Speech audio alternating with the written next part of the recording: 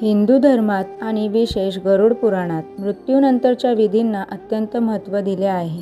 एखाद्या व्यक्तीचा मृत्यू झाल्यानंतर त्याचा मृतदेह म्हणजे शव जाळण्यापूर्वी तो कधीही एकटा सोडू नये असा कडक नियम आहे. गरुड पुराणात यामागे काही धार्मिक, आध्यात्मिक आणि व्यावहारिक कारणे सांगितले आहेत, जे मी तुम्हाला या व्हिडिओमध्ये सांगणार आहे.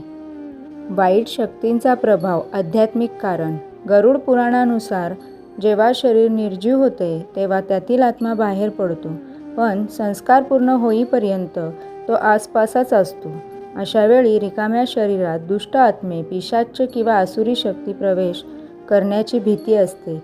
मृतदेह एकटा असल्यास या शक्ती त्याचा ताबा घेऊ शकतात, ज्यामुळे मृताच्या आत्म्याला कष्ट होतात. ब्रह्मराक्षस किंवा पिशाच्य योनीची भीती.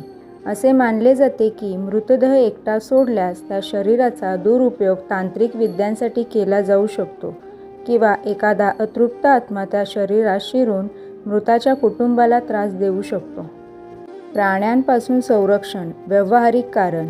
मृतदेह उघड्यावर किंवा एकटा सोडल्यास कुत्रे, मांजरी, मुंग्या किंवा इतर प्राणी मृतदेहाची विटंबना करू शकतात. गरुड पुराणात शरीराची विटंबना होणे हे मृताच्या आत्म्यासाठी अत्यंत क्लेशदायक मानले गेले आहे.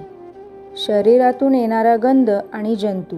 मृत्यू झाल्यानंतर शरीराचे विघटन सुरू होते, त्यामुळे दुर्गंधी पसरू शकते किंवा कीटक येऊ शकतात. कुटुंबातील व्यक्ती जवळ असल्यास ते अगरबत्ती, धूप जाळून वातावरण शुद्ध ठेवतात आणि तुळशीचे पान किंवा गंगाजल वापरून शरीराची पवित्रता राखतात. आत्म्याला होणारा मोह. गरुड पुराणात सांगितले आहे की जोपर्यंत अंत्यसंस्कार होत नाहीत तोपर्यंत जीवात्मा आपल्या कुटुंबाच्या आणि शरीराच्या मोहात असतो. मृतदेहाजवळ कोणीतरी बसून भगवद्गीता किंवा गरुड पुराणाचे पठण केल्यास त्या आत्म्याला शांतता मिळते आणि त्याला पुढील प्रवासाची म्हणजे परलोकाची दिशा समजते. काही महत्त्वाचे नियम.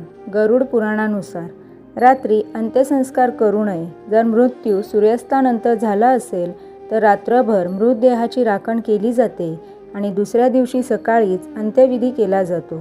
दिवा लावणे. मृतदेहाच्या डोक्यापाशी दिवा सतत जळत ठेवला पाहिजे, जेणेकरून अंधारामुळे नकारात्मक शक्ती आकर्षित होणार नाहीत. जागरणे.